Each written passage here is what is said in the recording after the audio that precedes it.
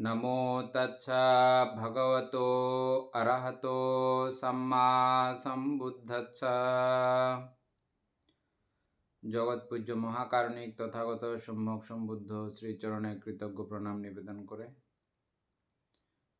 পূর্ণপারমিতে অংশগ্রহণকারী সকল উপাসক উপাসিকাগণের নিরোগ দীর্ঘায়ু সুখী জীবন তথা জ্ঞানবিমণ্ডিত জীবন কামনায় শুরু করতে চলেছি আজকের অভিধর্ম চর্চা ক্লাস।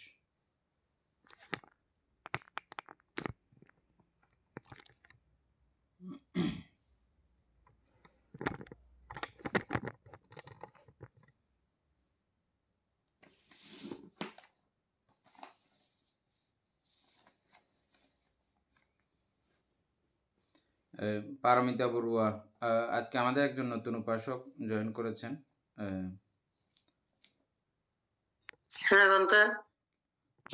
নতুন উপাসক জয়েন করেছেন, উনি হচ্ছে হ্যাঁ, ওনার নাম হচ্ছে ডাক্তার পুতুলকান্তি বড়ুয়া। উনি আমাদের সংগঠনের ওই যে ওনার বাড়ি হচ্ছে রাঙ্গুনিয়া কুলকুরমাই গ্রাম, রাঙ্গুনিয়া বৌদ্ধপল্লী বহুমুখী সমাবেশ সমিতির প্রতিষ্ঠাতা পরিচালক আমাদের সংগঠনের আর কি বলতে। আবার পাশাপাশি উনি আবার হোমিও ডাক্তারও। আমরা খুবই খুশি, বুদ্ধ প্রশংসিত পেশায় তিনি নিজেকে নিয়োজিত রেখেছেন। সেছাড়াও নানাবিধ সামাজিক কল্যাণমূলক কর্মকাণ্ডের সঙ্গে জড়িত। এছাড়াও আমাদের এই যে অভিধর্ম চর্চা ক্লাসের মধ্যে তিনি যে আগ্রহ প্রকাশ করেছেন, এতে আমরা কিভাবে প্রতিদিন ক্লাস করার জন্য আগ্রহ করেন এরকম মানুষ খুবই আমরা কম দেখি। সবকিছু মিলিয়ে আমরা খুবই আসলে আপ্লুত আপনি যা আমাদের সঙ্গে যুক্ত হয়েছেন, আমাদেরকে এভাবে এই চর্চায় সহযোগিতা করবেন।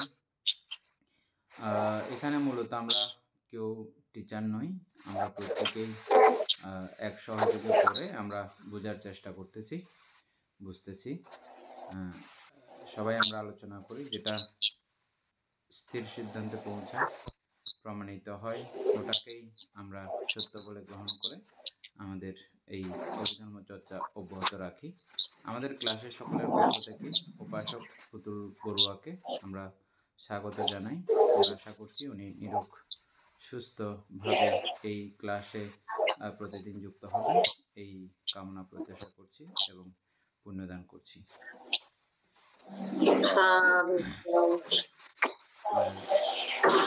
পারমিতা বড়ুয়া,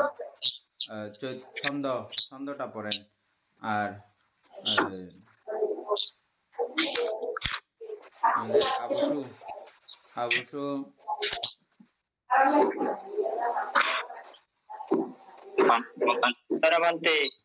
মঙ্গলক,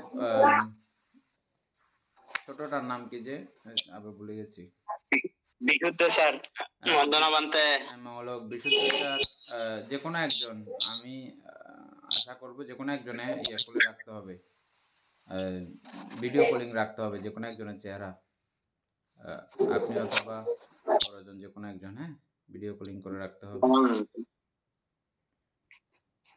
আচ্ছা ঠিক আছে বান্তে, হ্যাঁ, যে কোনো একজনের মুখ দেখা রাখবেন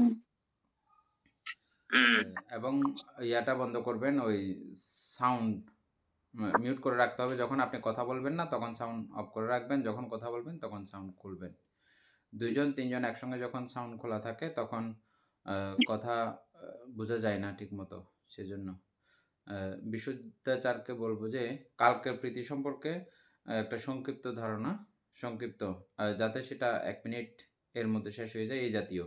কারণ আমরা প্রত্যেকটা আলোচনা যখন এভাবে দীর্ঘ করতে যাই তখন আমাদের এই বই দীর্ঘ সময় লেগে যাবে। সেজন্য সেই দিক থেকেও আমাদের মানে মাথায় রাখা দরকার। হ্যাঁ, তো আপনি 1 মিনিটের মধ্যে একটা প্রীতি সম্পর্কে একটা বিবৃতি ধারণা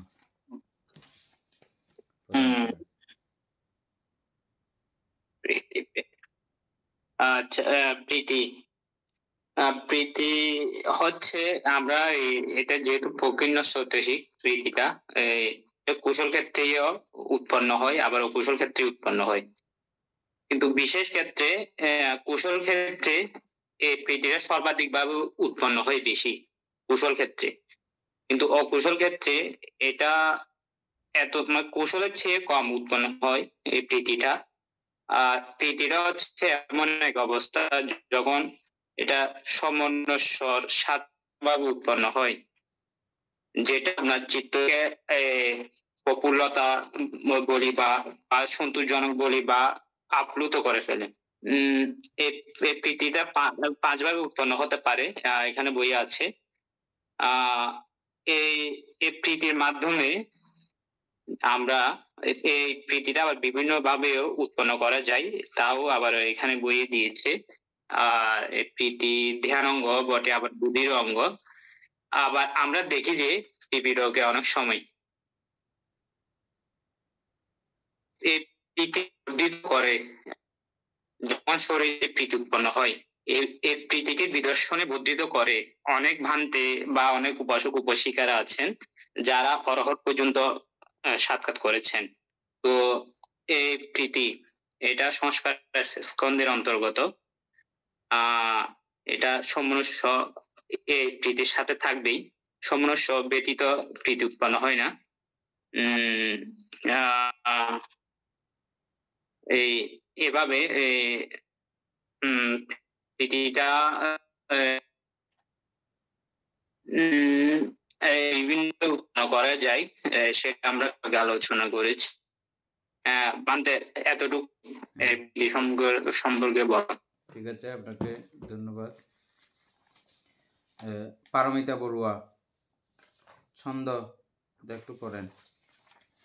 আজকে খুলতে পারবেন? আসছে পারমিতা বড়ুয়া? আসে নাই না?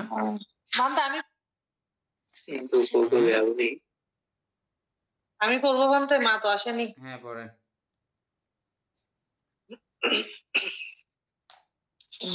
মানে আর একটা বিষয়, ওই যে আজকে তো মামা আমাদের ক্লাসের মধ্যে নতুন জয়েন হয়েছে, আমরা ওই আমাদের গ্রুপের মধ্যে অভিধর্মত্ব সংগ্রহ পিডিএফটা পাঠিয়েছি। এটা পিডিএফ এর বইয়ের পৃষ্ঠা হচ্ছে যে 102 পৃষ্ঠা। আপনি চাইলে এটা খুলতে পারবেন হোয়াটসঅ্যাপের মধ্যে। নতুন যিনি আসছে উপাসক পুতুল বাবু, গ্রুপের মধ্যে আপনাকে একটা বই পাঠানো হয়েছে। এই বইটা ক্লিক করলে ওপেন হয়ে যাবে, এবং এটা ওপেন করার পরে 102 পৃষ্ঠাতে আমরা যেটা পড়তেছি ওটা পেয়ে যাবেন। এবং ক্লাস শেষ হওয়ার পরে আপনি আরও এটা সম্পর্কে টুকটাক কিছু আপনার রিলেটিভ যারা আছে তাদের সঙ্গে একটু জেনে নেবেন আর কি। ঠিক আছে, লাভলি বড়ুয়া পড়েন। ছন্দ, ইচ্ছা মাত্রই ছন্দ, কিন্তু এখানে তৃষ্ণা ছন্দ অভিপ্রেত নহে। কীর্তা কামনতা ছন্দই এখানে উদ্দিষ্ট বিষয়। ইহা চিকিৎসা বা করিবার ইচ্ছা, পাইবার বা উপভোগের ইচ্ছা নহে। দানচিত্তে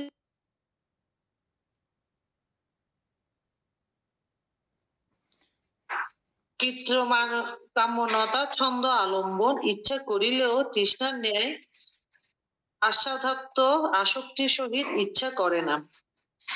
এই ছন্দ বদ্ধমূল তৃষ্ণা হইতে বলবত্ত।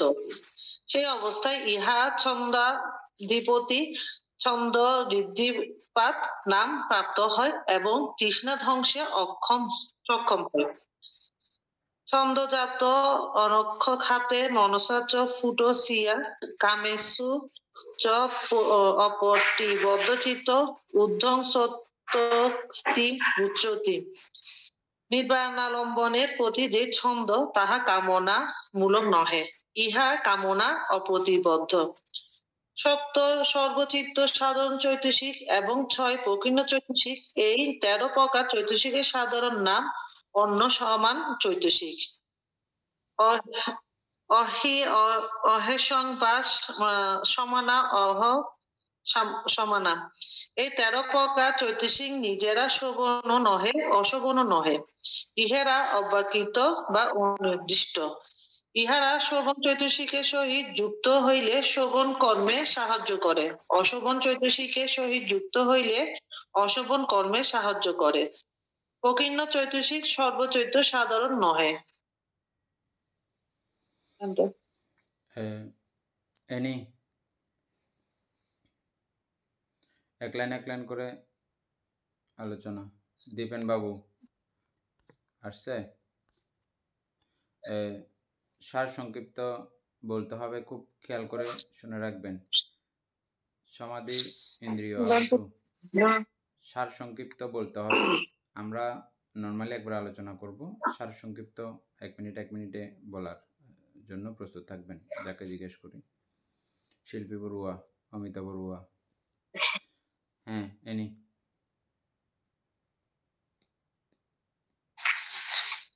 বান্তে, আমাদের গ্রুপে তো শ্রদ্ধেয় বান্তারা আছে, বান্তারাই মনে হয় আলোচনা করলে ভালো হবে, পরে আমরা করব। 7 দিন আমাদের ক্লাসের সিস্টেমটা একটু যাতে নিতে পারে, সেজন্য 7 দিন একটু অপেক্ষা করতেছি। হ্যাঁ, 7 দিন পরে বান্তারাই করবে। মানে ক্লাসটা কিভাবে চলতেছে, কিভাবে চললে মানে দ্রুত যাবে, বুঝবো, এরকম একটা জিনিস যখন বুঝে যাবে তখন সুবিধা হবে। সেই জন্য, কারণ এটা এমন যে আমরা ছোট কথা দিয়ে 5 ঘন্টা কাটাইতে পারি, ছোট একটা শব্দ দিয়ে। ভান্তে যে যারা এগুলো নিয়ে চর্চা করে সব সময় ইয়ে করে ফেলতে পারি এরকম। কিন্তু আমরা চাইবো যে কথাও ছোট হবে কিন্তু সবাই বুঝবেও, এরকম একটা ইয়া নিয়ে করতে হবে। যেহেতু আমাদের সময় মাত্র আমরা 1 ঘন্টা পাই প্রত্যেক দিন, হ্যাঁ, যাতে এটা 10 বছর লেগে না যায় এটা শেষ করতে। হ্যাঁ, এই জন্য। ঠিক আছে, এ নিয়ে আরম্ভ করো।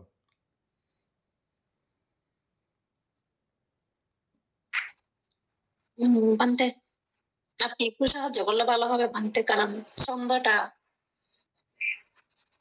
একটু বুঝতে হবে।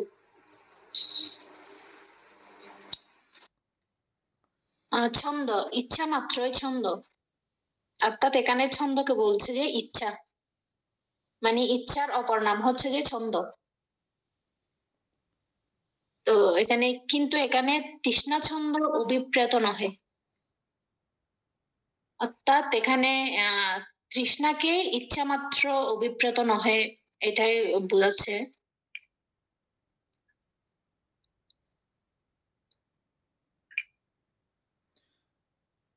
অভিপ্রেত বানতে মানে ইচ্ছা বিরুদ্ধ বা ইচ্ছার বিরুদ্ধে, অর্থাৎ এটা নহে কি এটা অর্থাৎ প্রকীর্ণ চৈতসিক মানে ছন্দটা উভয় দিকে কাজ করার কথা, কুশল এবং অকুশলে উভয় দিকেই কাজ করার কথা।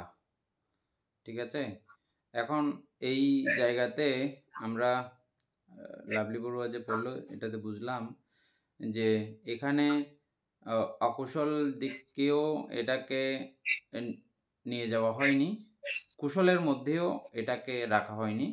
এটা সরাসরি লোকোত্তর কুশলে বা লোকোত্তর ভাবে এটাকে এখানে ইন্ডিকেট করা হয়েছে। এবং এটা আরো দেখানো হয়েছে ছন্দ ঋদ্ধিপাদ, ঋদ্ধি উৎপন্নকারী চৈতসিক, এটা সেইভাবেও এটাকে দেখানো হয়েছে। তবে অকুশল পক্ষীয় ভাবে একদমই দেখানো হয়নি। মানে প্রথমেই বলা হচ্ছে যে কি ছন্দ মানেই হচ্ছে যে ইচ্ছা, ইচ্ছা দুই দিকে হতে পারে, কাম ইচ্ছা, নিষ্কাম ইচ্ছা, হ্যাঁ, দুই দিকেই তো হতে পারে। পুণ্য ইচ্ছা, কামলোকীয় ইচ্ছা, রূপলোকীয় ইচ্ছা, অরূপলোকীয় ইচ্ছা, লোকোত্তর ইচ্ছা, সবগুলো ইচ্ছা না। তবে হইলেও এখানে কিন্তু আমরা মূলত আলোচনা করতেছি যে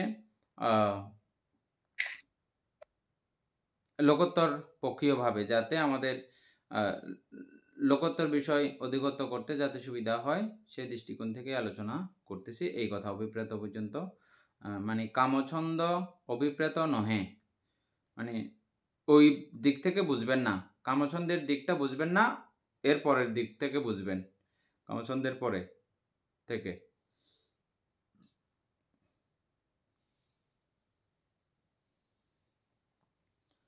যদি কামছন্দের পরে হয়, এই কামছন্দ কিন্তু আমাদের কুশল কর্ম করার সময়ও আমাদের কামছন্দ থাকে। কিরকম? আমি দেবরাজ ইন্দ্র হতে চাই, দেবরাজ ইন্দ্র হতে চাই, সেখানে আমার পঞ্চকামগুণতা রয়েছে নাকি রয় নাই? মানে কেউ কেউ পুণ্যকর্ম করে, আমি এই পুণ্যকর্মের ফলে দেবরাজ ইন্দ্র হতে চাই। বুঝে গেছে? এনি অর্থাৎ ভান্তে কামলোকের প্রতি ওনার আর তৃষ্ণা নাই, এটাই আর কি। হ্যাঁ, মানে লোকোত্তরের প্রতি ওনার ইচ্ছা মানে আছে, ওইটাই। অর্থাৎ Relation. কামলোক পর্যন্ত ওটা এখানে আমরা অভিপ্রেত করব না, এটার বাইরে গিয়ে আমরা এটাকে মানে ওই মানসিকতা নিয়েই পড়ব। কিন্তু ছন্দ দুই দিকে যাবে, যেহেতু এটা প্রকীর্ণ চৈতসিকের আওতাধীন করা হয়েছে সেহেতু। তারপরে লাইন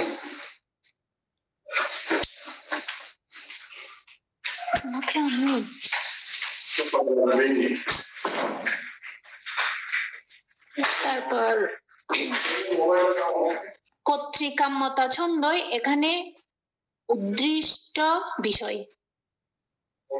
কর্তৃকাম্যতা ছন্দই এখানে উদ্দৃষ্ট বিষয়।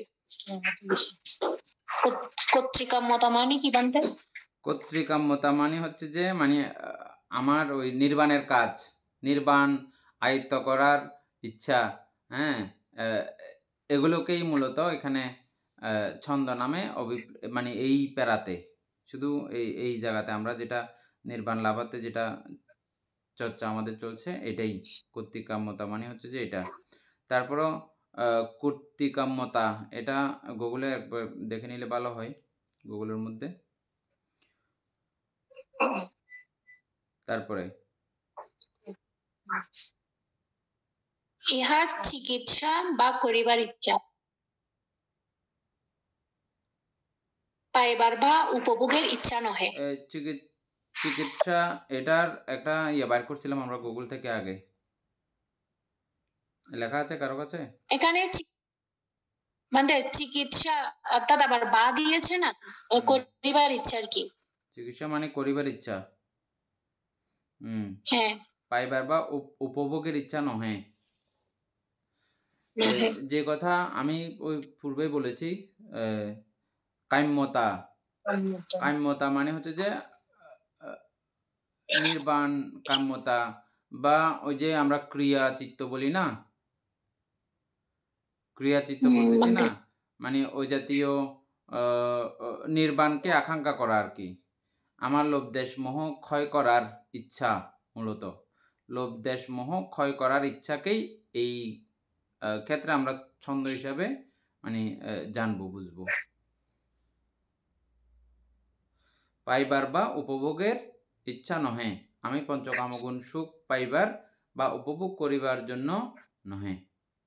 তারপরে দান, দানচিত্তে ছন্দ যুক্ত হয়, লোভ যুক্ত হয় না, সেই রূপ সর্বকুশল চিত্তে। হ্যাঁ, এখানে খুব সুন্দর একটা পয়েন্ট, এগুলো খুব গভীরভাবে একটু চিন্তা করতে হয়, এগুলো আমরা আগেও আলোচনা করেছি।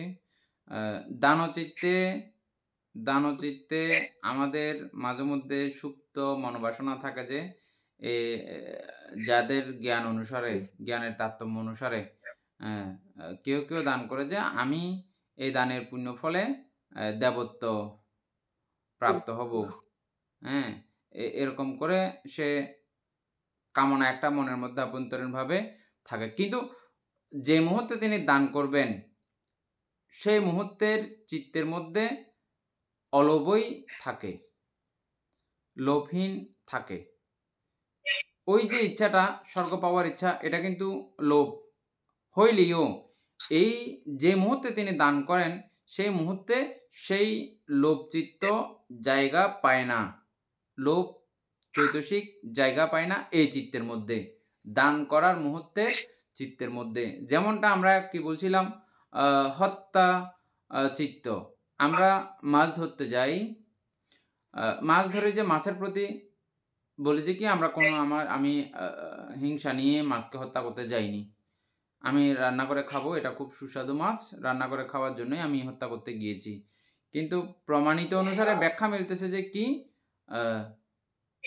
হত্যাকর্ম করার জন্যে একজনের প্রাণ নাশ করার জন্য হিংসা উৎপন্ন না হইলে, ওই প্রাণীর প্রতি বিদ্বেষ উৎপন্ন না হইলে হত্যাকর্ম সম্পাদন করা যায় না।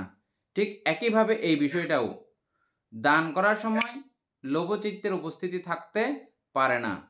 দান করার সময় ওই দানীয় বস্তুর প্রতি অলোভ চিত্ত উৎপন্ন হইলেই, লোভহীন অবস্থা আনয়ন করতে পারলেই তিনি দান দিতে পারবেন, না হলে দান দিতে পারবেন না। ঠিক এই বিষয়টা খুব সূক্ষ্মভাবে আমাদেরকে বুঝতে হবে আর কি। হ্যাঁ, তারপরে আর কাম্যতা ইচ্ছা করিলেও তৃষ্ণা নিয়ায় আস্বাদার্থ আসক্তির সহিত ইচ্ছা করে না। তারপরে দানচিত্তে সেই বলতে এটা কর্তৃকাম্যতা ছন্দ আলম্বন ইচ্ছা করিলেও তৃষ্ণার নিয়ায় আস্বাদার্থ আসক্তির সহিত ইচ্ছা করে না। বুঝে গেছে? মানে এটা ইচ্ছা করে, এটার জন্য যেমন আমরা এই নির্বাণ প্রাপ্তির জন্য, নির্বাণ তো সর্ব জায়গা থেকে যাওয়া যায় না। যেমন সে যদি তির্যক যোনিতে থাকে, ওখানে সে পারবে না। তির্যক যোনি থেকে তাকে আগে ক্রমান্বয়ে মনুষ্যভূমিতেও নর্মালি দেখা যাচ্ছে যে এটা হয় না। এটা হওয়ার জন্য ওনাকে ত্রিহেতুক চিত্ত উৎপন্ন করতে হয়। শুধু ত্রিহেতুক চিত্ত হইলেও হয় না, এখানে সদ্গুরু সান্নিধ্য হইতে শুরু করিয়া বুদ্ধ উৎপত্তি হইতে শুরু করিয়া অনেকগুলো ব্যাপারের এখানে রয়েছে।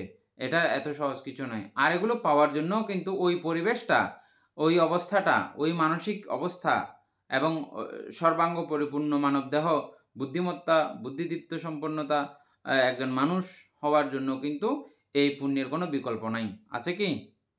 সুতরাং আমি এই পুণ্যকর্ম করতেছি যে ওই রকম পঞ্চকামগুণে লিপ্ত হয়ে যুক্ত হয়ে অবস্থান করার জন্য না। আমার এই পুণ্য হচ্ছে যে তৃষ্ণাক্ষয় নির্বাণ লাভার্থেই আমি এগুলোকে কাজে লাগাবো। যেমনটা আমরা প্রত্যবেক্ষণের মধ্যে বলে থাকি, আমরা চৈন খাওয়ার সময়, চিবর পরিধান করার সময় এগুলো আমরা বলে থাকি কি, যে আমি এটা দেহ বর্ধন করতেছি, এই দেহ নিয়ে আহ্লাদিত হওয়ার জন্য নয়, আনন্দ উপভোগ করার জন্য নয়, মেদ মাংস চর্বি বাড়িয়ে একদম চকচকা করার জন্য নয়। এই দেহকে কাজে লাগিয়ে আমি যাতে নির্বাণ ধর্ম আচরণ করতে পারি, অনবদ্য ধর্ম আচরণ করতে পারি, সেজন্যই আমি এই দেহকে পোষণ করতেছি। তাহলে একই খাবার একদল মানুষে এরকম চিন্তা করে খায়, আরেক দল মানুষে এরকম চিন্তা করে খায়। চিন্তার মধ্যে তারতম্য রয়েছে, কিন্তু দুটাই চিন্তা, দুটাই ইচ্ছা। এই ইচ্ছার মধ্যে ব্যবধান আছে না? আছে কি? সেম। তারপরে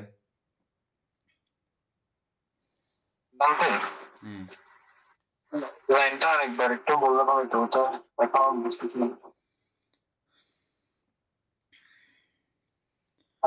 কর্তৃকাম্যতা ছন্দ অবলম্বন ইচ্ছা করিলেও, তো এটা হচ্ছে কি, মানে যেমন আমরা তো কর্তৃকাম্যতার এখন আমরা সঠিক ভাষাটা এখনো দিই নাই, এটা গুগল থেকে দেখতেছে, দেখা আসলে দিচ্ছি। হ্যাঁ, মূলত বিষয়টা হচ্ছে যে যেমন আমি এখন নির্বাণ প্রত্যাশী, উদাহরণস্বরূপ আমি এখন আছি হাতি জন্মের মধ্যে, গোড়া জন্মের মধ্যে আছি আমি ওখানে থাকলে কিন্তু এটা আমার দ্বারা সম্ভব না। জাস্ট এটা উদাহরণের সাথে বলতেছি। হ্যাঁ, ওখানে এটার দ্বারা সম্ভব না। তাইলে আমাকে কি করতে হবে? আমি জানলাম যে এটা মনুষ্য জন্ম লাগবে, এটা চর্চা করার জন্যে, এই নির্বাণ ধর্ম আয়ত্ত করার জন্যে, এই বিপাসনা চর্চা করার জন্যে মনুষ্য জন্ম লাগবে। তাহলে মনুষ্য জন্ম পাইতে হলে কি করতে হবে? আমাকে প্রথমে মনুষ্য জন্ম কিভাবে পাই? পঞ্চনীতি অক্ষুণ্ণ থাকতে হয়, এবং সেই সঙ্গে দান আদি কুশল কর্ম, যেগুলো আমরা অষ্টমহা কুশল চিত্ত যেগুলো দেখেছি, ওই অষ্টমহা কুশল চিত্তগুলো যদি কেউ সম্পাদন করে, ওই চিত্তের ফলে সে মনুষ্য জন্ম তথা দেবজন্ম, এই দুই জন্ম থেকে যে কোনো এক জন্ম তিনি পেতে পারেন, 8 প্রকারের মহাকুশল চিত্তগুলো। সেজন্য তিনি এই কুশল কর্ম করেছেন। এই কুশল কর্ম দুই চিন্তায় করা যায়। একটা হচ্ছে যে আমি মনুষ্য হয়ে রাজকীয়ভাবে খুব একদম স্বাচ্ছন্দ্যভাবে জীবনযাপন করব, এটা এক চিন্তা। আর আরেকটা চিন্তা হচ্ছে যে কি আমি মনুষ্য হয়ে নির্বাণ চর্চা করার জন্য সেরকম যাতে পরিবেশ তৈরি হয় আমার। দুই কারণে এই মনুষ্য জন্ম কামনা করেন মানুষ। জ্ঞানীরা কামনা করেন এই মনুষ্য জন্ম, মনুষ্য দেহ দিয়ে আমি নির্বাণ যাব, আর জ্ঞানহীন যারা আছেন তারা মনুষ্য জন্ম নিয়ে আমি খুব আরামায়েশে ভোগ বিলাস করে জীবনযাপন করব। এখন বোঝা গেছে কর্তৃকাম্যতা বা ছন্দ দুই প্রকারের, নিষ্কাম ছন্দ, কামছন্দ, বোঝা গেছে দীপেন বাবু? হ্যাঁ, মানে এখানে বলা হচ্ছে কি এটা আমি করার দরকার বলে, মানে করার ইচ্ছা সেজন্য, কিন্তু এটা মানে উপভোগ করার জন্য না, মানে এটা আমার লোভ করে আমি করতেছি না। হ্যাঁ, এটা আসবে ঠিক এটা আছে, অনেকটা কিন্তু এটার প্রতি আমি আসক্ত নই, লোভ করে না। হ্যাঁ ঠিক আছে। হ্যাঁ। এরপরে আছে যে কি এই ছন্দ বদ্ধমূল তৃষ্ণা হইতে বলবত্তর।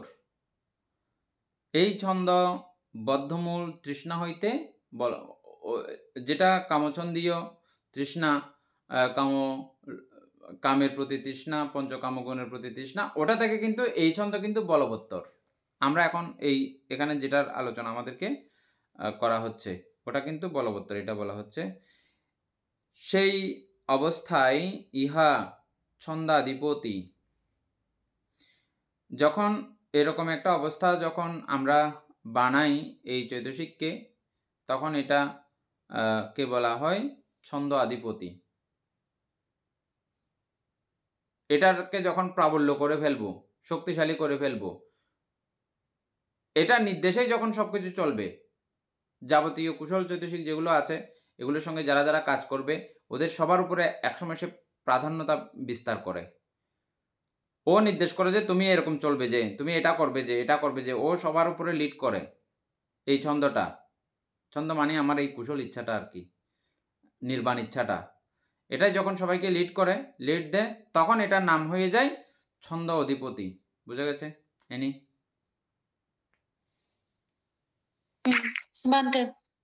এই ছন্দ ঋদ্ধিপাত নামে নাম প্রাপ্ত হয়। এই ছন্দ যখন অধিপতি হয় তখন এটা দ্বারা কিন্তু আবার ঋদ্ধি উৎপন্ন করা যায়। সেজন্য ঋদ্ধি উৎপন্ন করা যায় বলে এটা ঋদ্ধিপাদ, মানে ঋদ্ধি লাভ করার পথ। ঋদ্ধি লাভ করার জন্য, দ্রুত ঋদ্ধি আনয়ন করার জন্য, অনায়াস করার জন্য, একদম আমরা যেরকম মুহূর্তের মধ্যে তুড়ি ফুটাই, এই তুড়ি ফুটানি সময়ের মধ্যে পর্যন্ত ঋদ্ধি আনয়ন করা যায়, এরকম এই চারটা চৈতসিক আছে। সেই চারি চৈতসিকের মধ্যে এটা একটা। উপাসিকা অমিতা বড়ুয়া চারি ঋদ্ধিপাতগুলো একটু বলেন।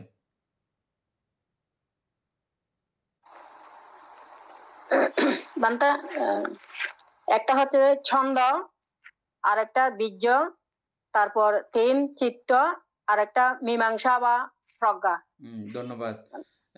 এই চারটা ঋদ্ধিপাত এগুলো যারা চর্চা করেন তারা মুহূর্তকালের মধ্যেই ঋদ্ধি আনয়ন করতে পারেন বলে এই চারটা চৈতসিককে ঋদ্ধি,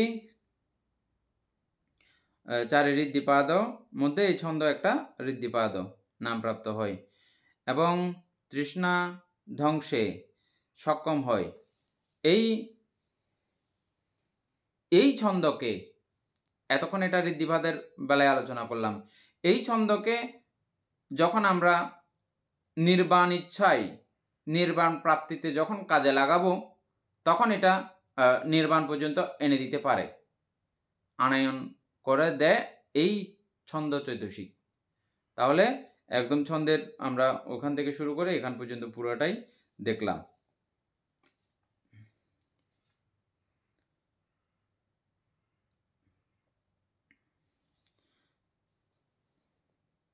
একটা গাথা আছে, ছন্দাজাত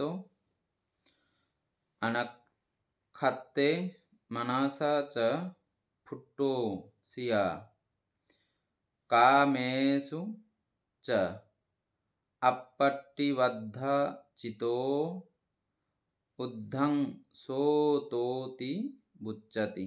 ধর্মপদের একটা গাথা। বাংলা হচ্ছে যে নির্বাণ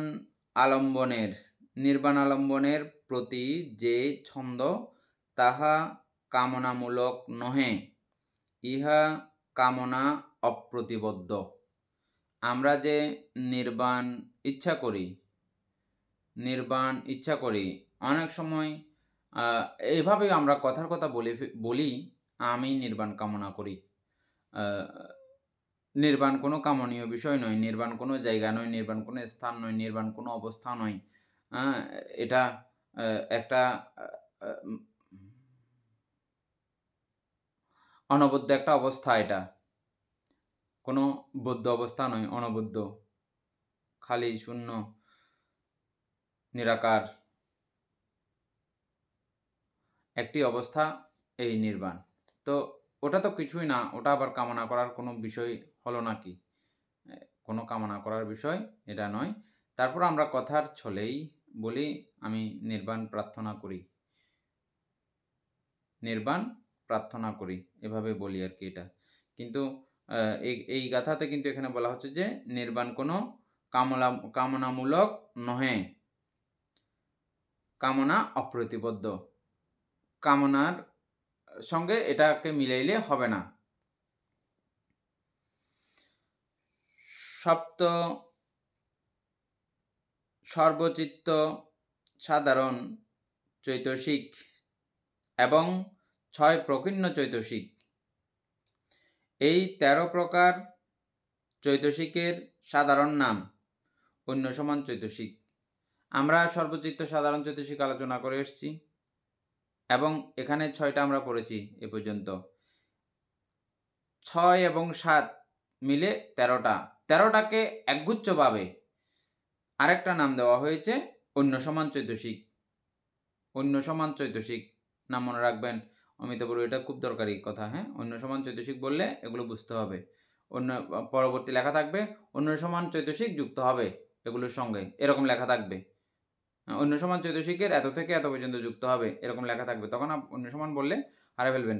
আমরা আগেই বলেছি প্রজ্ঞপ্তির মাধ্যমে কিন্তু এই বইটা আমরা পড়তেছি, এই প্রজ্ঞপ্তিগুলো সেজন্য মনে রাখা দরকার। অন্য সমান চৈতসিক কাকে বললে মাত্র তখন আপনি বলে ফেলতে পারবেন যে কি 6 প্রকার প্রকীর্ণ চৈতসিক, সর্বচিত্ত সাধারণ চৈতসিককে একযোগে বলা হয় অন্য সমান চৈতসিক। আইয়েহি আইয়েসাং বা সামানা আইয়া সামানা, এই 13 প্রকার চৈতসিক নিজেরা শোভন নহে, অশোভন নহে। এই 13 প্রকার চৈতসিক সবগুলো, এগুলোকে শোভনের দিকেও কাজে লাগানো যায়, অশোভনের দিকেও কাজে লাগানো যায়। ব্যবধান এটাই, সর্বচিত্ত সাধারণ চৈতসিক সর্ব জায়গায় থাকবে, কিন্তু সর্ব জায়গায় এই 6 প্রকারের চৈতসিক থাকবে কোনো কথা নাই। এটা কুশল চিত্তের বেলায় মাঝে মধ্যে এরকম করে ব্যবহৃত হয়, এটা ব্যবহৃত হলে ওটা হয় না, ওটা ব্যবহৃত হলে ওটা হয় না, এরকম ব্যাপার আছে। হ্যাঁ, তাই এটা তো আপনারা পড়তে পড়তে বুঝে গেছেন, সব জায়গাতে সবকিছু থাকবে না, কিন্তু সর্বচিত্ত সাধারণ চৈতসিক কিন্তু সর্ব জায়গায় থাকবে। শোভন নহে, অশোভন নহে, ইহারা অব্যাকৃত বা অনির্দিষ্ট। এই এখানে অব্যাকৃতের বিষয়টা আরেকবার বুঝলেন। কুশল এবং অকুশলে এদেরকে বিভাজিত করা যায় না, বিচার বিবেচনা করা যায় না। কুশলীয় বলা যাবে না এদেরকে, অকুশলীয় বলা যাবে না, এদেরকে অব্যাকৃত হিসেবেই আপনি বুঝতে হবে।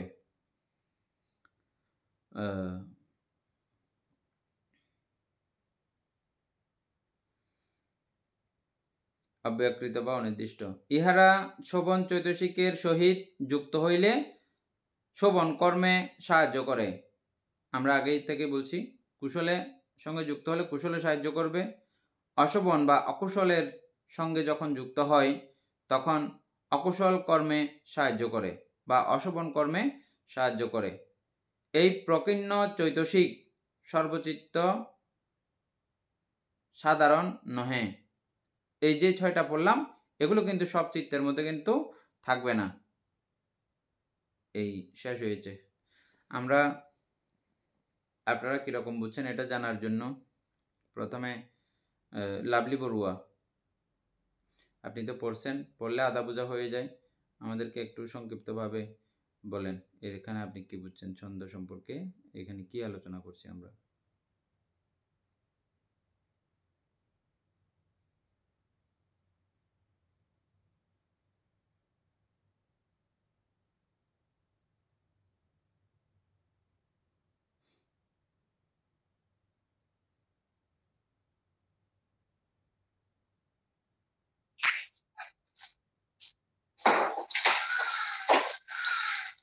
এটা ছন্দ হচ্ছে ইচ্ছা, আহ নির্বাণের নির্বাণ কামলোকের প্রতি তৃষ্ণা বা নির্বাণের আয়ত্ত করার ইচ্ছাকে এখানে ছন্দ বলা হচ্ছে। ঠিক আছে, খুব সুন্দর করে বলেছেন। শিল্পী বড়ুয়া,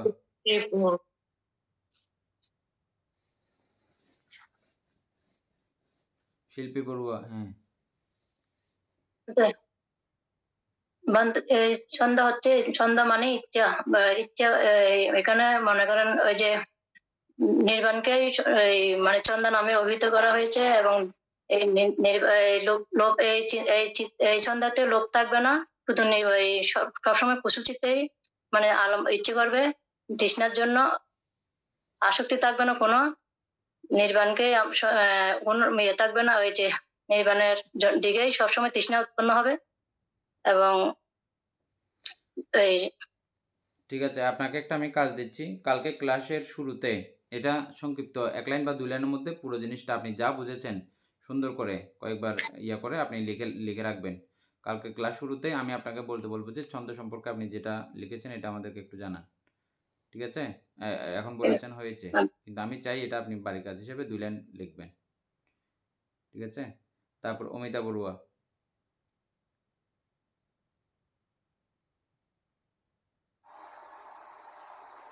বাদে ছন্দ অর্থ ইচ্ছা। এখানে ছন্দ বলতে আপনার এইখানের মধ্যে যেটা বোঝাতে চাইছে, এটা হচ্ছে আমাদের কামগুণের জন্য কোনো তৃষ্ণা নয়, এটা হচ্ছে নির্বাণ আলম্বনের জন্য যেই একটা মানে তৃষ্ণা, এটাই হচ্ছে মানে আমাদের মানে ছন্দ। তারপর এটা তো আপনার এখানে লোভ দেশ, এখানে এগুলো কোনো যুক্ত হবে না। এখানে শোভনের মধ্যে গেলে এবারে শোভনও নহে, আবার অশোভনও নহে। মূল কথা হচ্ছে যে এখানে বানতে এটা আমাদের নির্বাণ আন্দোলনের পথে যে ছন্দ, যে ইচ্ছা, এটাই হচ্ছে ছন্দ। ঠিক আছে, খুব সুন্দর হয়েছে। তারপরে সমাধি ইন্দ্রিয় আবসু।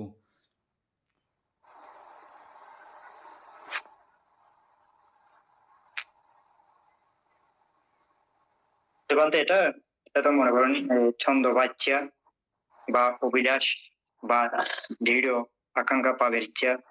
এখানে তো বলতে বিষয়ের ক্ষেত্রে বুঝাচ্ছে, এখানে বলতে ওই যারা এই ছন্দের মধ্যে মানে আকাঙ্ক্ষা করবে, তারা ইচ্ছা করবে, তারা সাধারণত 31 লোকভূমির প্রতি তাদের প্রতি তেমন মানে মানে 31 লোকভূমি যাবার জন্য তাদের তেমন ইচ্ছে থাকবে না। তারা বেশিরভাগ দেখবে তাদের লোভ দেশ মোহ এগুলো ক্রয় করার জন্য, এতে তাদের ইচ্ছেটা সেরকম, সেটা দান হোক, সেটা দান করো হোক, সেটা শিল্প পালন করো হোক, সেটা ভাবনা করো হোক, সেটা যেটা করুক না কেন, তাদের ইচ্ছেটা থাকবে যে ওই আমার মনের লোভ দেশ মোহ এগুলো ধ্বংস করে আমি তাড়াতাড়ি অর্থাৎ নির্বাণ যাবার চেষ্টাটা সে চালাবে, এখানে সেটা বুঝাচ্ছে। ঠিক আছে, খুব সুন্দর হয়েছে।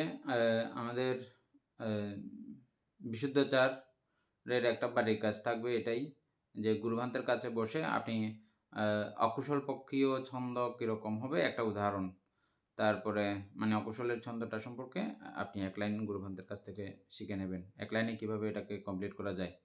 তারপরে কুশল পক্ষীয়ভাবে ছন্দ এবং লোকোত্তর পক্ষীয়ভাবে বা লোকোত্তর ইচ্ছা, এই 3টা উদাহরণ একটু করে আপনি বানিয়ে নেবেন, এটা আপনার কালকের জন্য বাড়ির কাজ। হ্যাঁ, আমরা ক্লাস শুরুতেই আপনার এই অভিমতটা শুনে ক্লাস শুরু করব, ঠিক আছে? ঠিক আছে বান্তে। তাহলে আমরা ছন্দ চৈতসিক শেষ করলাম, সেই সঙ্গে প্রকীর্ণ চৈতসিকও আমাদের শেষ হলো। এই পর্যন্ত আমরা 13টা চৈতসিক শেষ করেছি।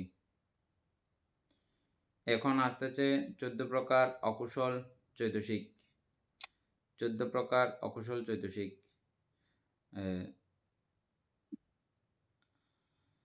অমিতা বড়ুয়া পরে। বান্তা ওগুলো 14 প্রকার গুলো পড়তাম বান্তা। 14 প্রকার। আচ্ছা, একটা হচ্ছে মোহ, 2 অহি, 3 অনপত্রপা, 4 উদ্ধত, 5 লোভ, 6 দৃষ্টি, 7 মান, 8 দেশ, 9 ঈর্ষা, 10 মাৎসর্য, তারপর 11 কৌকৃত্য, 12 স্তন, 13 মিদ্য, 14 বিচিকিৎসা। শিল্পী বড়ুয়া এবং ইন্দ্রা বড়ুয়া এই যে বলছে 14 প্রকার অকুশল চৈতসিক, এগুলো তো বইয়ে আছে, তথাপিও আপনারা এগুলো খাতায় স্পেশালি লিখে রাখবেন। অমিতা বড়ুয়া যেভাবে বললেন সেভাবে, ঠিক আছে? এগুলো খাতায় স্পেশালি সবসময় রাখতে হবে, এবং সূচিপত্র আপনারাও দিয়ে রাখবেন। এটা 14 প্রকার অকুশল চৈতসিক বললে মাত্র সে জায়গায় চলে যাবেন। যেহেতু আমরা এই বইটা পড়তে হলে চিত্ত চৈতসিক এগুলো মুখস্থ করে ফেলতে হয় একবার, কিন্তু আমরা মুখস্থ করা ছাড়া এটা পড়তেছি, যেহেতু মুখস্থ করা ছাড়া পড়তেছি, এগুলো সবসময় কাছাকাছি রাখতে হবে। সেই জন্য অমিতা বড়ুয়াকে ধন্যবাদ, উনি বলা মাত্র এগুলো বলে ফেলছেন। ইন্দ্রা বড়ুয়া এটা পড়েন, মোহটা পড়েন 1 নাম্বার।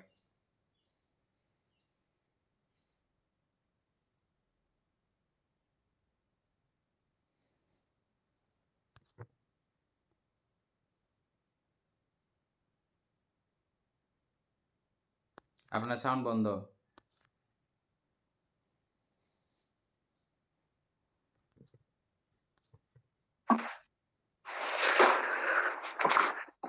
মোহ, ময়াতিথি মোহে, মোহন্তি সত্তা এতে নাকি মোহে, যদ্বারা সত্যগণ মোহমান হইয়া থাকে, তাহাই মোহ বা অজ্ঞানতা। সূত্র পিটকে ইহা অবিদ্যা আখ্যা পাইয়াছে। অন্ধকার যেমন বস্তু নিশ্চয়কে ঢাকিয়া রাখে এবং চক্ষুর দৃষ্টিশক্তিকে ব্যর্থ করিয়া দেয়, তেমনি মোহ আলম্বনের যথার্থ স্বভাবকে ঢাকিয়া রাখে এবং চিত্তের কল্যাণ ও সত্য দৃষ্টিকে ব্যর্থ করিয়া দেয়। আলম্বনের যথার্থ স্বভাবকে আচ্ছাদন করাই মোহের স্বভাব। কুশল কর্মের দিক দিয়া মোহ অজ্ঞানতা বটে, কিন্তু পাপকর্ম সম্পাদনার্থ নানা উপায় নির্ধারণে ক্ষমতা সম্পন্ন বলিয়া মোহ, মিথ্যা জ্ঞান বা কুপ্রজ্ঞা। মোহের ন্যায় লোক দৃষ্টি বিতর্ক বিচার পাপ পক্ষ প্রাপ্ত হইয়া মিথ্যা জ্ঞানগতি প্রাপ্ত হয়। মোহ সর্ব অকুশলের মূল, সুতরাং সর্ব অকুশল চিত্ত সাধারণ লোক দেশের মূল ও এই মোহ প্রজ্ঞা ইহার প্রতিপক্ষ। অন্ধকার যেমন আলোকের অভাবর্থক, মোহ তেমন প্রজ্ঞার অভাবর্থক।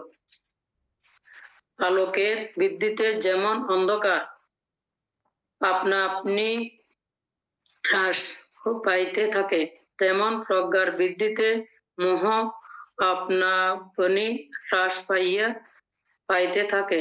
চিত্তের অন্ধতা উৎপত্তি মোহের লক্ষণ। আলম্বনের যথার্থ স্বভাব অনিত্য দুঃখ অনাত্মার স্বভাব। আচ্ছাদন ইহার কৃত্য, হেতু জ্ঞান বিরহিত হইয়া আলম্বন গ্রহণ ইহার উৎপত্তির কারণ। এই রূপে মোহ চারিয়ার্য সত্য এবং অতীত সমুৎপাদ ধর্মকে জানিতে দেয় না, বুঝিতে দেয় না। মোহ শক্তিশালী হইলেও ধ্বংসশীল। শ্রদ্ধাময় চিত্তের দানশীল ভাবনা দ্বারা প্রজ্ঞার ক্রমিক বৃদ্ধির সঙ্গে সঙ্গে ইহা বিলুপ্ত হইতে থাকে। অবশ্য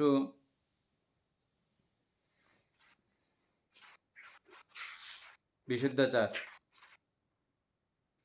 আমরা এক লাইন করে যেভাবে আলোচনা করছিলাম, আপনি খেয়াল করেছেন নিশ্চয়ই। এভাবে এক লাইন করে করেন, আলোচনা করেন।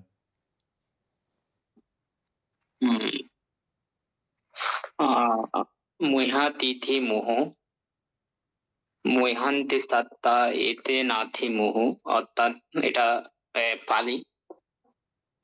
পালিটার বাংলা হচ্ছে যদ্বারা সত্যগণ মুহ্যমান হইয়া থাকে, তাহাই মোহ বা অজ্ঞানতা। এই মোহ যদ দ্বারা সত্যগণ মুহ্যমান হইয়া থাকে। অর্থাৎ এই মোহ যখন ওনার চিত্তে উৎপন্ন হয় তখন উনি যে ভালো খারাপ বা কুশল অকুশল উনি বুঝতে পারেন না। তাহাই মোহ বা অজ্ঞানতা। সূত্রপিটকে ইহা অবিদ্যা আখ্যা পাইয়াছে। হ্যাঁ, অভিধর্মের মতে আমরা মোহ বলি, কিন্তু সূত্রপিটকে ইহাকে অবিদ্যা বলা হয়। অন্ধকার যেমন বস্তু নিশ্চয়কে ঢাকিয়া রাখে এবং চক্ষুর দৃষ্টি শক্তিকে ব্যর্থ করিয়া দেয়, তেমনি মোহা আলম্বনে যথার্থ স্বভাবকে ঢাকিয়া রাখে এবং চিত্তের কল্যাণ ও সত্য দৃষ্টিকে ব্যর্থ করিয়া দেয়। আচ্ছা, অন্ধকার হ্যাঁ বান্তে। দীপেন বাবু, আপনি এতটুকুর মধ্যে যেটা বুঝছেন একটু করে বলেন তো।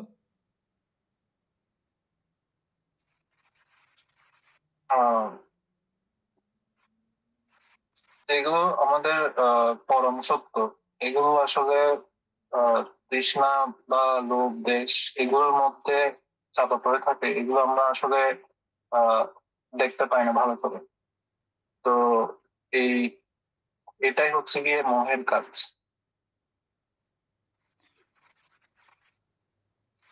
অমিতাভ বড়ুয়া বলেন তো একটু করে।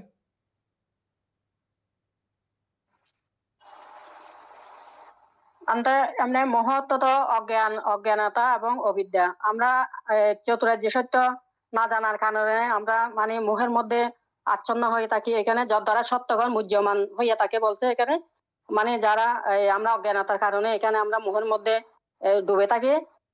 তাই এটা তো অজ্ঞানতা। আর এটা আমাদেরকে চক্ষু দৃষ্টির শক্তির মানে বস্তু নিচয়কে ঢাকিয়ে রাখে। অর্থাৎ আমরা আমাদের অজ্ঞানতার কারণে আমাদেরকে আমরা মানে চারিত্র্য সত্য না জানার কারণে আমরা এগুলো বুঝতে পারি না। আমাদেরকে দৃষ্টিশক্তি মানে এগুলো ইয়ে করে রাখে আর কি।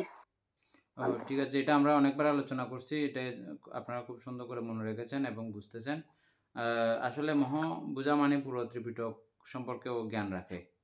হ্যাঁ, এটা পুরো ত্রিপিটকের এই সারাংশ মোহ কে দূর করা, বিদরণ করা। সেজন্য এটা তো আমাদের ভালো করে অবশ্যই জানা উচিত, বোঝা উচিত। আমরা জানি, সেভাবে অনেক চেষ্টা করতেছি। তারপরে এনি একটু করে দিলেন বলো তো।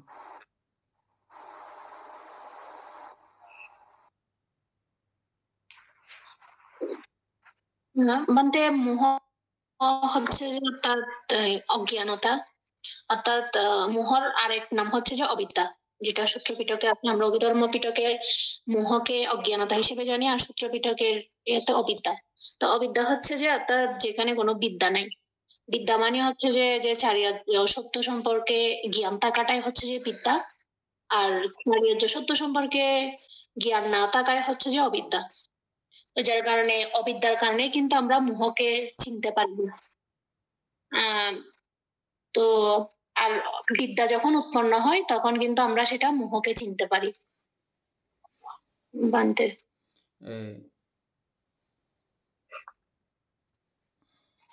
সবাই খুব ভালো করে বুঝতেছেন। নতুন যারা আছেন তাদেরকে মুইহান্তি নামক একটা কথা এখানে ইয়া করা হয়েছে। মুইহান্তি মুইহান্তি মুইহান্তি মানে কিরকম? যে কোনো বিষয়ের মধ্যে আমরা মজে গেলে যেমনটা হচ্ছে যে কিরকম, ছোট বাচ্চাদেরকে আমরা অনেক সময় কিরে ও 12টা বাজে ভাত খাওয়ার কথা, খেলার নেশায় বসছে যে ও 4টে বেজে গেছে। খেলার মোহে খেলার মধ্যে সে এমনভাবে মজে গেছে ও খাবার টাইম ভুলে গেছে, ক্ষুধা লাগছে যে এটা তার খেয়াল নাই। হয় এরকম দেখেছেন? এবং আপনারাও মাঝে মধ্যে মোবাইলের তালে পড়লে তরকারি ফুরে গেছে, খবর নেই, ভাত ফুরে গেছে, সরকার আর খাওয়া হয় নাই। এভাবে আমরা সবাই এক এক বিষয়ে যখন এভাবে মোহগ্রস্ত হয়ে যাই বা মোহিত হয়ে যাই, এটাকেই মূলত মোহ নামে আখ্যায়িত করা হয়েছে। ঠিক আছে, এটা ক্রমান্বয়ে যেতে যেতে একদম চতুরার্য সত্য না বোঝা, এটা এই সত্যকে না জানার কারণে আমরা মিথ্যার মধ্যে ডুবে থাকি, সত্যকে মিথ্যা বলি আর মিথ্যাকে সত্য বলি। এই চারিয়ে দুসত্য জ্ঞান না থাকার কারণে এটা একদম লাস্টে গিয়ে মূলত হচ্ছে যে কোনো একটা বিষয়ে আমি মত্ত হয়ে থাকলাম, আমার কর্তব্য কাজ ভুলে গেলাম। এটাকেই বলা হয় যে মূলত মহান্তি। একটা গল্প বলবো আপনাদেরকে, আগেও বলা হয়েছে গল্পটা, মনে থাকার জন্য আপনাদের সকলের, এবং আনন্দিতভাবে এটা ইয়ে করার জন্য। সত্য দর্শনের মধ্যেই গল্পটা আছে। বন্ধুরা মিলে পিকনিকে গেছে আনন্দ করার জন্য। পিকনিকের মধ্যে মত্ত হয়ে তারা একটু টাইম লেট হয়ে গেছে। এর মধ্যে একজনে একটু বাইরে ঘুরতে ঘুরতে ঘুরতে ঘুরতে, জঙ্গল তো এটা, জঙ্গলের মধ্যে হঠাৎ সে পথ হারাই ফেলছে। আর পথ হারাই ঘুরতে ঘুরতে এদেরকে আর খুঁজে পায় না। না পাইতে না পাইতে এদিকে ঘন অন্ধকার। আর ওরাও যারা আসছে পিকনিক করতে, ওরা ওকে ফেলে চলে যেতে পারতেছে না, মা বাবা গেলে বকা দেবে, যেতে পারতেছে না। ওরাও সবাই ওকে খুঁজতেছে। খুঁজতে খুঁজতে খুঁজতে খুঁজতে দেখলো এক ভীষণ দর্শনা রাক্ষস। ও মনে করতে পারেন, অথবা বা ভয়ঙ্কর কোনো প্রাণী তাকে খেতে যাচ্ছে, অথবা বাঘও মনে করেন, কোনো অসুবিধা নেই, যে কোনো একটা। এমনভাবে দূরে লড়াচ্ছে, ওই যে হারাই গেছে প্রথমে সে দৌড়াইতে দৌড়াইতে দৌড়াইতে দৌড়াইতে দৌড়াইতে এই প্রাণ বাঁচানোর জন্য ঝোপাত করে একটা জায়গায় ধুম করে পড়ে গেছে। দৌড়াইতে দৌড়াইতে পড়ে গিয়ে ও মনে করছে যে অনেক নিচে পড়ে যাবো। মা, নিচে পড়া নাই, এখানে লতা পাতার একটা আস্তরণের মধ্যে ও আটকে গেছে। লতা পাতা আস্তরণের মধ্যে আটকে গেছে। তারপরে আটকিয়া এখানে আপাতত আর নড়াচড়া করতেছে না, যেমনে পড়ছে এমনি। কতক্ষণ পরে দেখতেছে যে এখানে গালের মধ্যে ট্যাপ ট্যাপ ট্যাপ ট্যাপ কিছু পড়তেছে। মা, খুব মিষ্টি এগুলো। সে খাচ্ছে, এগুলো খাচ্ছে। এই অবস্থায় তার বন্ধুরা তাকে খুঁজে পাইছে। তো বলছে যে তুই তাড়াতাড়ি উঠে যা, এখন রাক্ষসও নাই বা কোনো বাঘ যেটা ছিল সেটাও নাই, কিছু নাই, এখন আয়, চলে আয়, তোকে আমরা সাহায্য করতেছি।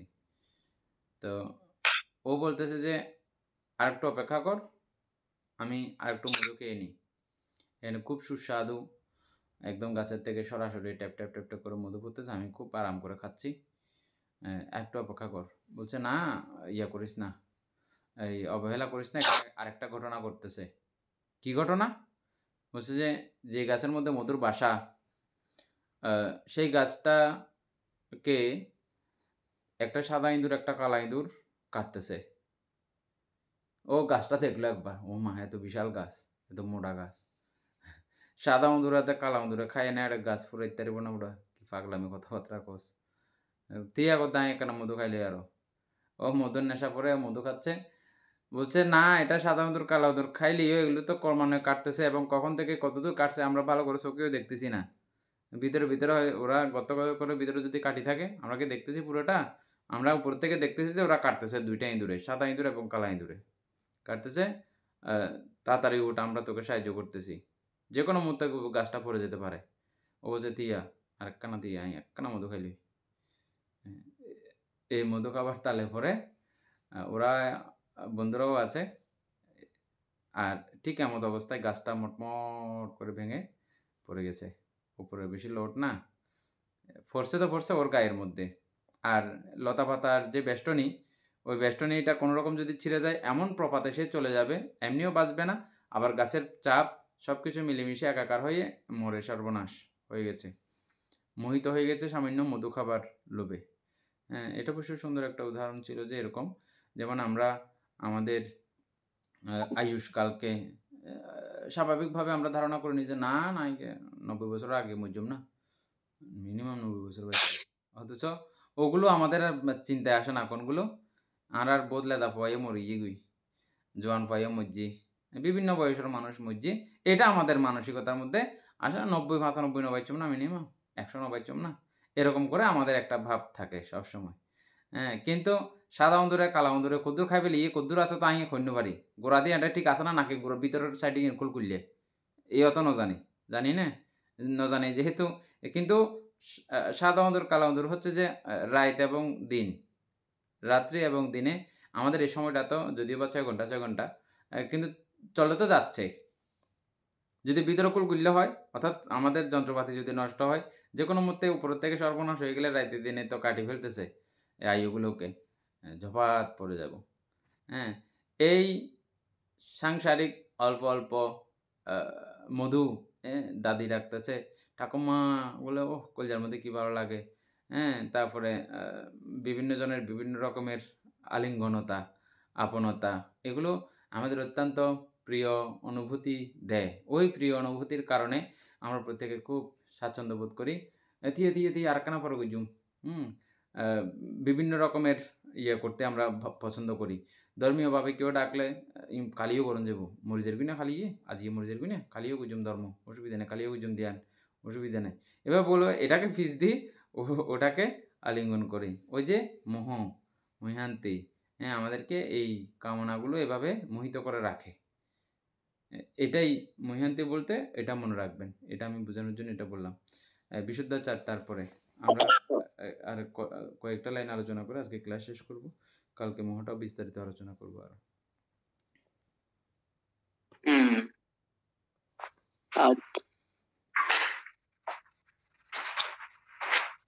আলম্বনের যথার্থ স্বভাবকে আচ্ছাদন করাই মোহের স্বভাব। মোহ আসলে আলম্বনের যথার্থ স্বভাবকে বুঝতে দেয় না, জানতে দেয় না। এরকম আলম্বনের যথার্থ স্বভাব, যে যে যে কোনো আলম্বন আসুক না কেন, এটা যে উদয় বেধর্মী বা অনিত্য ধর্মী, এই জিনিসটা কিন্তু মোহ আমাদের জানতে দেয় না বা বুঝতে দেয় না। সেই জন্য বলা হচ্ছে আলম্বনের যথার্থ স্বভাবকে আচ্ছাদন করাই মোহের স্বভাব। কুশল কর্মের দিক দিয়া মোহ অজ্ঞানতা বটে। হ্যাঁ, কুশল কর্মের দিক দিয়ে মোহ অজ্ঞানতা বটে, কিন্তু পাপ কর্ম সম্পাদনার্থ নানা উপায় নির্ধারণে ক্ষমতা সম্পন্ন বলিয়া মোহ মিথ্যা জ্ঞান বা কুপ্রজ্ঞা। আচ্ছা, বুঝা গেছে? এই প্রথমে হচ্ছে যেখানে আলম্বনের যথা স্বভাব বুঝতে দেয় না। আলম্বনের যথা স্বভাব কি? অনিত্য এবং দুঃখ। এটা যেমনই আলম্বন হবে হোক না কেন, আমরা আলম্বন সম্পর্কে প্রত্যেকে ভালো করে জানি। দীপেন বাবু, আলম্বন কাকে বলে একটু বলেন তো? আলম্বন নাই এরকম 10টা বিষয়ের, আলম্বন নয় এরকম 10টা বিষয় সম্পর্কে একটু বলেন।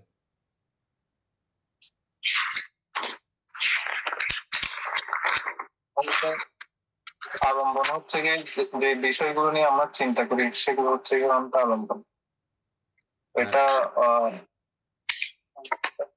আলম্বন নয় এমন 10টা উদাহরণ দেন, যেগুলো মানে কি, যেগুলোকে আমরা আলম্বন বলতে পারি না, এরকম 10টা উদাহরণ। এরকম আছে মনে হয় না। অমিতা বড়ুয়া, আলম্বন নয় এরকম 10টা উদাহরণ দেন। বান্তে আলম্বন ছাড়া তো আমাদের চিত্ত উৎপন্ন হবে বান্তে। তারপরে এনি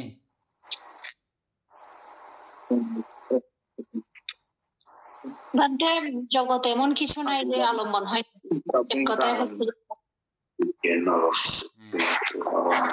জগতে এমন কোনো জিনিস নাই যেটা চিত্তের আলম্বন হয় না। আর আমরা সংক্ষিপ্তভাবে এভাবে বলি, চিত্ত, চৈতসিক, রূপ, নির্বাণ সবগুলোই আলম্বনের অন্তর্গত। চিত্তের আলম্বন হতে পারে, এবং চৈতসিকও চিত্তের আলম্বন হতে পারে, এবং রূপও চিত্তের আলম্বন হতে পারে, এবং নির্বাণও চিত্তের আলম্বন হতে পারে। সেহেতু এই চিত্ত, চৈতসিক, রূপ, নির্বাণ ছাড়া জগতে তো আর কোনো কিছু নাই। সেহেতু জগতে সমস্ত কিছুই আলম্বন। আর এই আলম্বনের মধ্যে নির্বাণ বাদ দিয়ে, আকাশ বাদ দিয়ে যত আলম্বন আছে, সব আলম্বনই দুঃখধর্মী। সব আলম্বনই দুঃখধর্মী। মানে কি? ওর ধর্মটা হচ্ছে যে দুঃখ দেওয়া। জগতে যত আলম্বন আছে, এই হতে সে পর্যন্ত যত আলম্বন আমরা চিন্তা করলাম, বুঝলাম এখন, হ্যাঁ, সকল আলম্বনই দুঃখধর্মী, সকল আলম্বনই অনাত্মধর্মী। এই দুইটা ক্লিয়ার হয়েছে না? আলম্বনের যথা স্বভাব হচ্ছে যে দুঃখধর্মী এবং অনিত্যধর্মী এবং অনাত্মাধর্মী। অনিত্য, দুঃখ, অনাত্মা, ধর্মী। এদের ধর্ম তাই হচ্ছে যে অনিত্য, দুঃখ এবং এখানে আত্মা নাই, মালিক নাই কোনো সংস্কারের মধ্যে। এটাই হচ্ছে যে আলম্বনের যথা স্বভাব। এই যথা স্বভাবকে বুঝতে না দেওয়া, এই সত্য জিনিসকে বুঝতে না দেওয়াই হচ্ছে যে মূলত এই মোহ চৈতসিকের প্রধান কাজ, মূল কাজ, মূল বিষয় এর। সবাই এদের মধ্যে মোটামুটি আমাদের এই মোহ চৈতসিকটা একটু ভালো করে বুঝে গেছেন সবাই, না? মানে মোহ কি জিনিস, মোহের আসলে কাজটা কি, ও কি করতে চায় আমাদেরকে, বুঝে গেছে? তাইলে আমরা বাকিটা কালকে আলোচনা করব। বিশুদ্ধাচার ছন্দ সম্পর্কে বাড়ি কাজ দিয়েছিলাম কিছু, এবং আমাদের এই মোহ চৈতসিক সম্পর্কেও গুরুভান্তের কাছ থেকে বিশেষ কিছু ধারণা আপনি নিয়ে রাখবেন। কালকে ক্লাস শুরুতেই এগুলো আমরা শুনে তারপরে আমরা মূল এক লাইন করে শুরু করবো আর কি। এগুলো বিশুদ্ধাচারের কে ইয়ে করলাম, মানে আমরা ক্লাসের পক্ষ থেকে আপনাকে এটা আপনার কাছ থেকে শুনবো বলে আশা করছি। আপনাকে আমাদের সমাধি ইন্দ্রিয় ভিক্ষু আপনাকে সহযোগিতা করবেন। তো এভাবে আমরা যেন প্রত্যেকে উপকৃত হতে পারি, নির্বাণ প্রত্যক্ষ করতে পারি, এই আশাতেই আমাদের আসলে এই ত্রিপিটক চর্চার মধ্যে বিশেষ করে অভিধর্ম চর্চা। তো এতক্ষণ যাবৎ আমরা এই মহামূল্যবান পৃথিবীর তথা জগতের শ্রেষ্ঠতম বিদ্যা, শ্রেষ্ঠতম শিক্ষা হচ্ছে যে অভিধর্ম শিক্ষা। আমরা এই অভিধর্ম শিক্ষায় এতক্ষণ যাবৎ নিরত রয়েছি। এতে আমাদের পুণ্য হয়েছে অপ্রমেয়। এই চিন্তাগুলোতে যতবার আমরা চিত্ত উৎপন্ন করি ততবার ওই শ্রেষ্ঠতম কুশল যেগুলো আছে, মহাকুশল যেগুলো আছে, মহাকুশলের মধ্যেও এগুলো একদম খুব সুপ্রিম ক্ষমতা সম্পন্ন চিত্তগুলো, হ্যাঁ, এগুলো আমরা চিত্ত পড়ার সময়ও আলোচনা করেছি। এই চিত্তগুলো, এই যে 1 ঘন্টাতে আমরা যে চিত্তগুলো আমাদের উৎপন্ন হয়, এই চিত্তগুলোর ফল যদি আমরা কখনো পাই, কেমন শক্তিশালী হতে পারে এটা কিন্তু একটু ভাবার মতো, চিন্তা করার মতো। হ্যাঁ, এই অসাধারণ এই চিত্ত আমরা এতক্ষণ সম্পাদন করেছি। তো যাদের যাদের কারণে এটা আমরা করতে সক্ষম হই তাদের সকলকেও এই কৃতজ্ঞ ভরে পুণ্যদান করছি। গুরুভান্তেদিওকেও এই পুণ্যরাশি দান করছি। অনন্ত চক্রবাসী সত্যগণকেও এই পুণ্যরাশি দান করছি। মাতা পিতাগণকেও এই পুণ্যরাশি দান করছি। গুরুভান্তেদিওকেও এই পুণ্যরাশি দান করছি। যারা আমাকে এভাবে ধর্মচর্চায় সহযোগিতা করে চলেছেন তাদেরকেও এই পুণ্যরাশি দান করছি। যারা আমাকে প্রতিনিধি দান করেন তাদেরকে দান করছি। এই পুণ্যের কাছে আমরা প্রত্যেকেই প্রার্থনা করব নির্বাণ লাভ অবধি অসৎ ব্যক্তি, মূর্খ ব্যক্তি পাপমিত্র সংসর্গ লাভ না করে সদা সর্বদা জ্ঞানদর্শী কল্যাণ মিত্র সান্নিধ্য সংসর্গ লাভ করতে সক্ষম হই, এরূপ সাধু কামনা পোষণ করে আজকের মতো ক্লাস এখানেই সমাপ্ত করছি। সাধু সাধু সাধু